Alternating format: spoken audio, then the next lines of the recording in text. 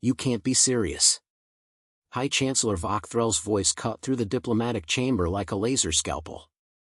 Dozens of alien dignitaries froze mid-motion, heads turning, tendrils coiling, mandibles pausing mid-click. Every species present, Dracan, Valari, Grath, Oroshin, and others, shared a singular, silent reaction. Shock. Then fear.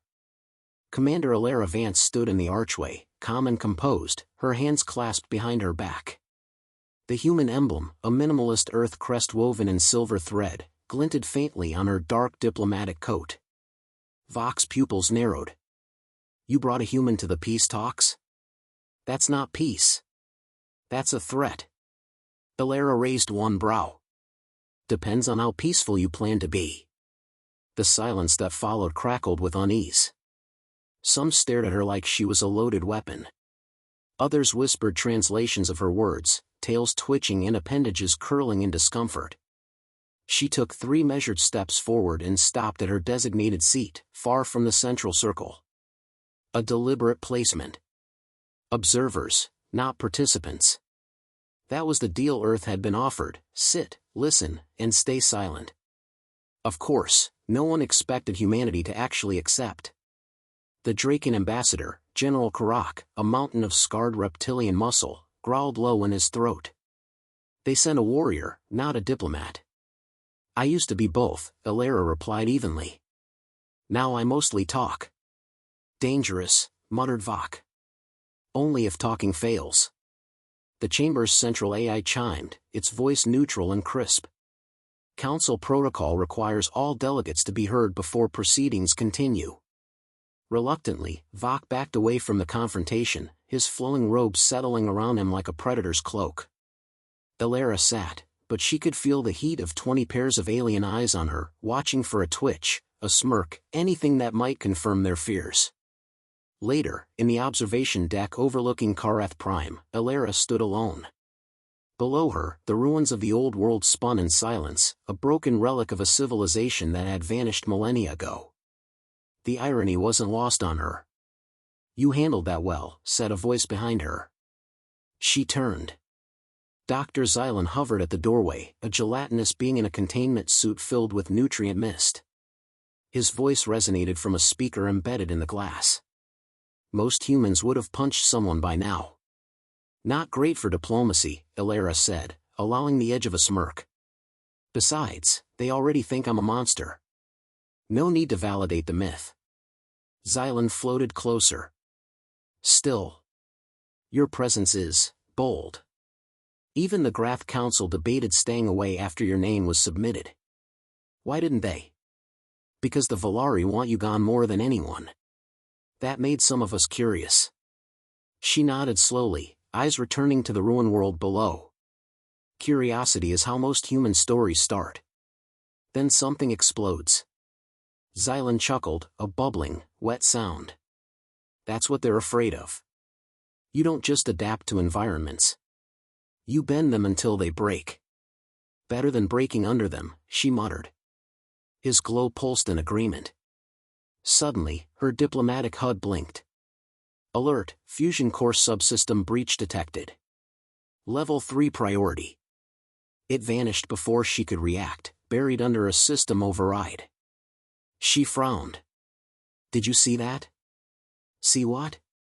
Nothing, she said, already pulling up diagnostics on her neural link. But the system had locked her out. Strange. Earth protocols weren't supposed to interfere with Spire operations, unless something was seriously wrong. Back in the main chamber, the talks resumed. The Oroshin Queen detailed her species' proposal for trade reparations, followed by Grath's suggestions on AI treaty enforcement. Elara kept silent, watching the room. Watching Vok. Something was off. She noticed the timing of his glances, the subtle nods to aides positioned around the spire. They weren't diplomats. Their hands stayed near control panels, not data pads. Trained. Coordinated. Earth wasn't the threat here. Elara could smell it, the kind of quiet orchestration that preceded a diplomatic incident. False flags were older than warp drives. Suddenly, the lights flickered. Once. Twice. Then alarms blared. Critical power disruption. Fusion core destabilizing. Evacuate. The chamber erupted. Delegates surged from their seats, security drones activated, and emergency shutters slammed shut over the viewports. From the far wall, blue emergency lighting cast jagged shadows. Elara didn't move.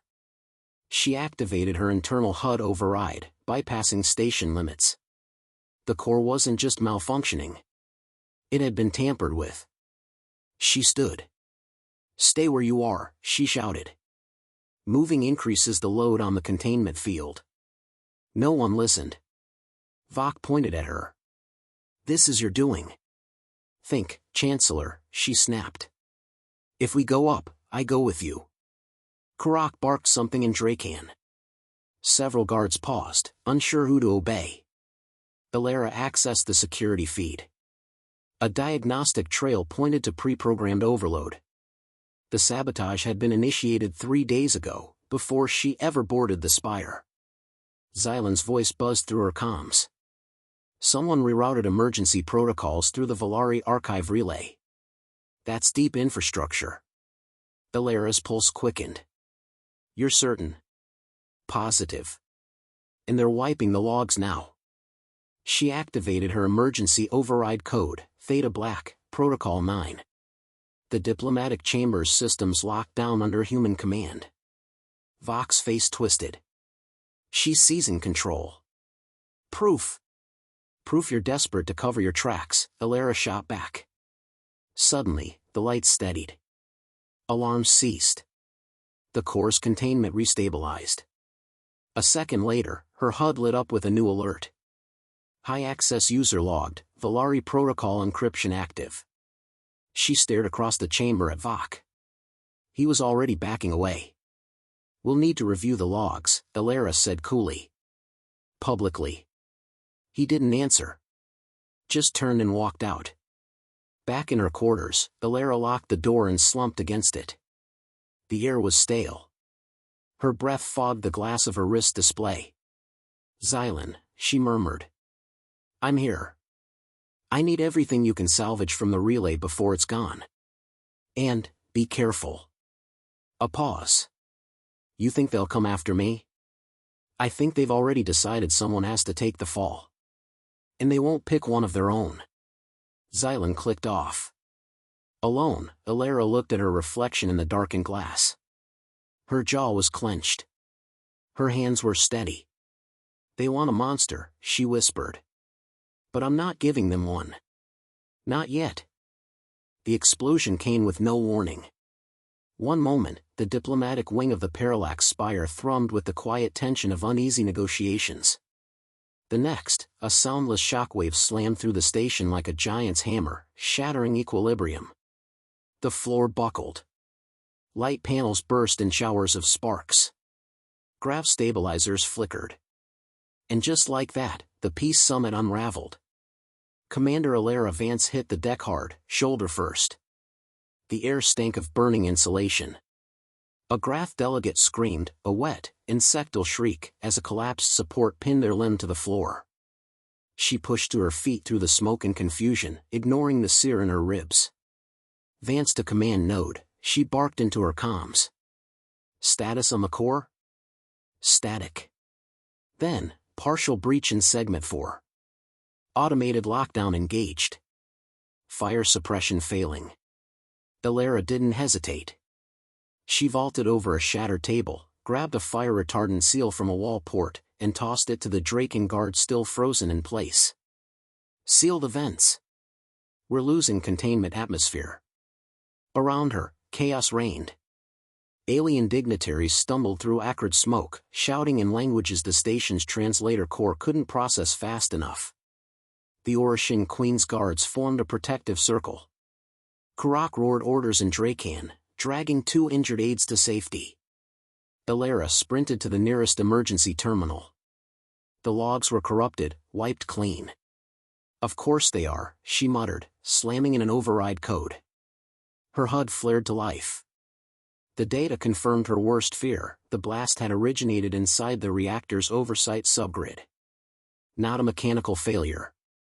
Not a coincidence. A message. And they were already pointing fingers. "Commander Vance," a sharp voice rang out behind her. She turned. Vok Threl stood in the clearing smoke, robes tattered, an artificial vent tube hissing behind his shoulder. His usually placid expression had contorted into something raw, theatrical. "She moves too quickly, doesn't she?" he shouted to the room. "First on her feet. Knows where the overrides are.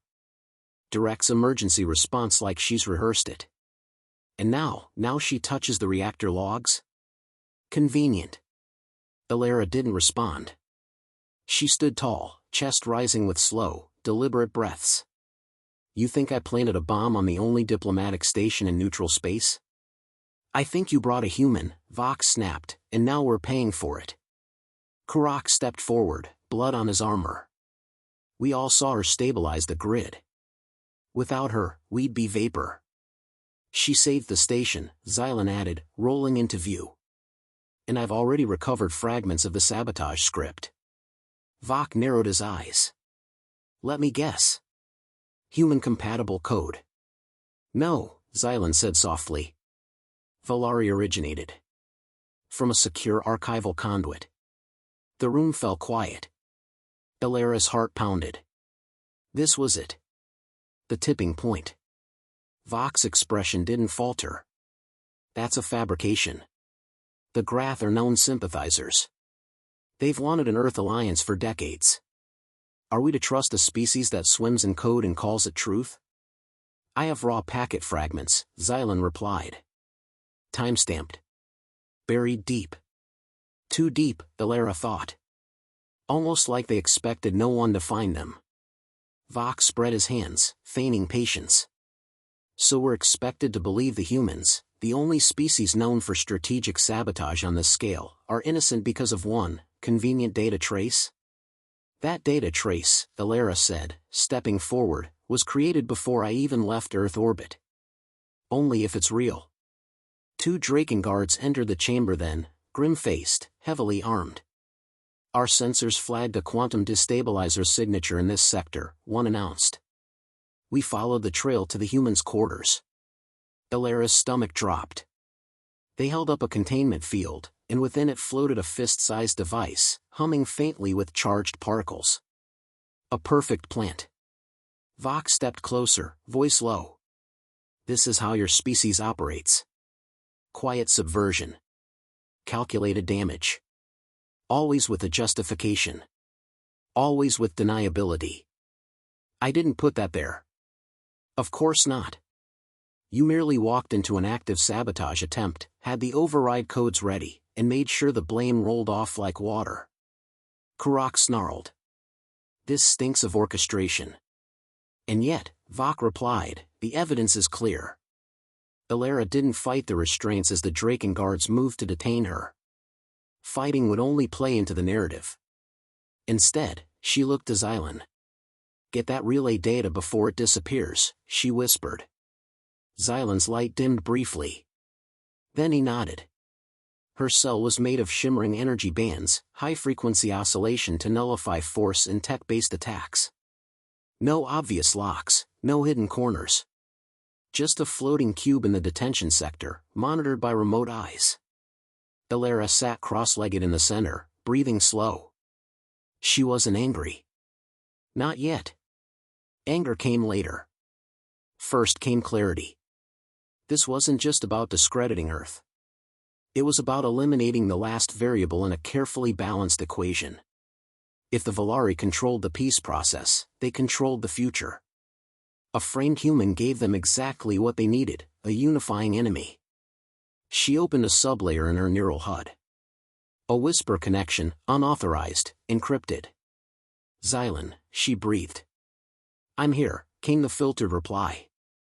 "They're wiping everything. I've locked down what I could. Transmission logs, routing matrices, residual code. But they'll catch on soon." "Did the signal originate from the spire?" "Worse," he said.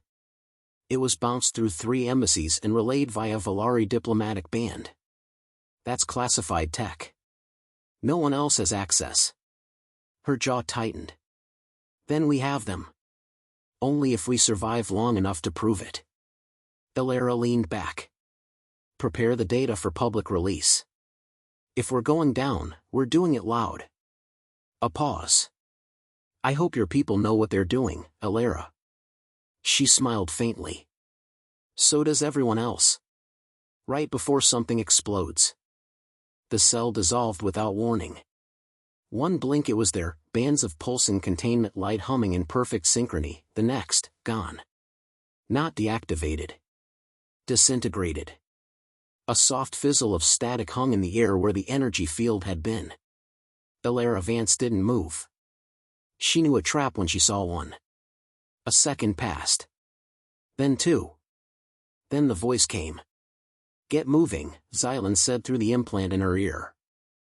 I only looped the security feeds for 90 seconds. After that, you'll be a fugitive in a diplomatic complex full of enemies. She was already up, sprinting through the dim corridor. No alarms yet. No guards. They weren't expecting her to be bold, not here, not now.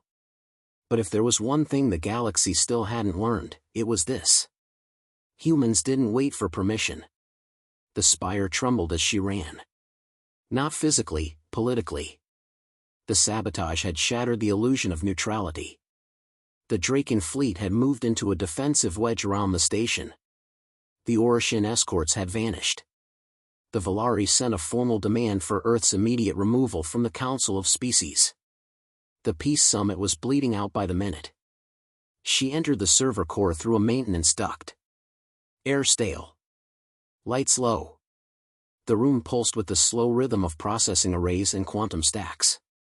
Xylan hovered at the center, wires sprouting from his containment pod like wet branches. You're late, he said, voice tight with stress. You're still alive, Elara replied, pulling up the decryption interface. I'll take the win. He handed her a data shard, translucent, palm-sized, laced with flickering glyphs. This is it. Raw logs. Encryption keys. Audio capture from the pre-detonation comms stream. It's not just sabotage, Elara. Vok was in contact with an off-grid Valari fleet minutes before the explosion. Waiting to move in once blame landed on humanity. Xylan nodded. Peace was never the goal. It was containment. Leverage Earth as the enemy, unite the factions under Valari control, then eliminate the variable before it disrupts the narrative. And I'm the variable. Always were. She stared at the shard. Then tucked it inside her coat and turned to go. They caught her 2 corridors from the central chamber. A half-dozen Valari guards, blades humming with energy, moved to block her path. No challenge. No questions. Just silent judgment and the implicit threat of violence. Elara raised her hands. I have evidence, she said calmly. Direct links between Chancellor Vok and the sabotage. The lead guard stepped forward. You are not authorized to. She moved before he finished. A pivot. Elbow to jaw. Sweep. 2 guards down before the others even processed it. She didn't fight to win. She fought to escape. A single roll took her under a drone's arc fire, and she was sprinting again, breath burning, mind fixed on one objective. The council floor. When she burst into the chamber, it was mid-session. A sea of shocked faces turned as one. Vok stood at the center, poised in artificial serenity, voice mid-sentence. And as we attempt to rebuild trust, we must remember the cost of unchecked aggression. The human contingent. She's escaped. Guards. Secure the chamber. Elara stepped onto the central dais, flanked instantly by Draken warriors who hesitated but didn't strike. She pulled the shard from her coat. Let them hear it, she said to Xylan, already patched into the spire's audio net. The data went live. Vok's voice filled the chamber.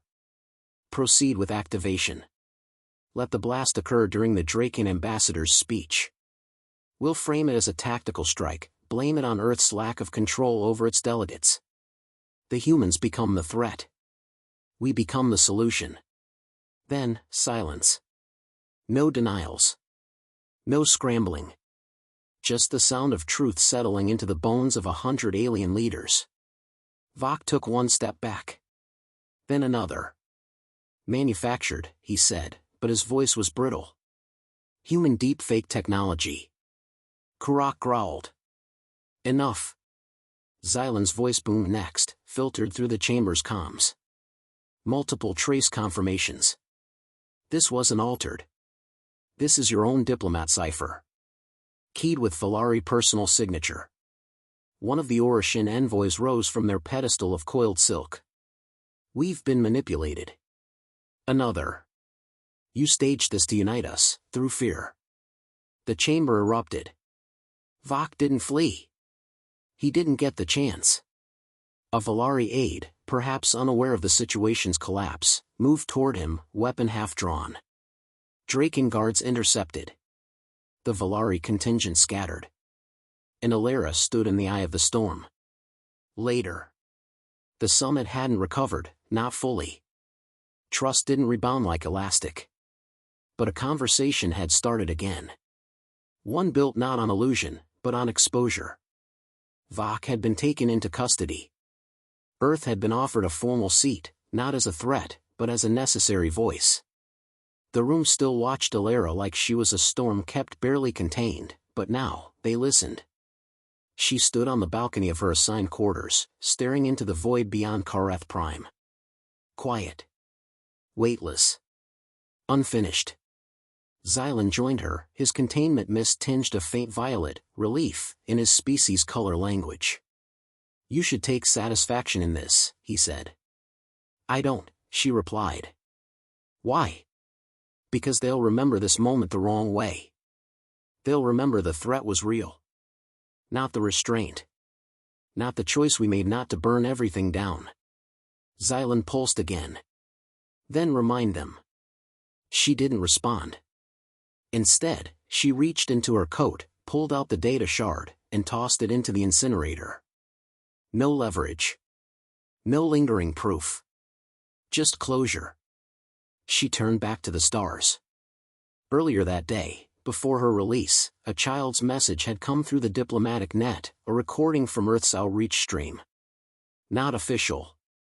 Just a voice. Why don't they want to be friends with us? We're trying really hard. She remembered hearing that as the guards walked her to the chamber. And remembered thinking, that's the real threat, isn't it? Not the weapons. Not the cunning. But the terrifying possibility that humanity might be better than they expected. She smiled at that. Because peace didn't come from fear. It came from giving them something to believe in, and something to fear losing.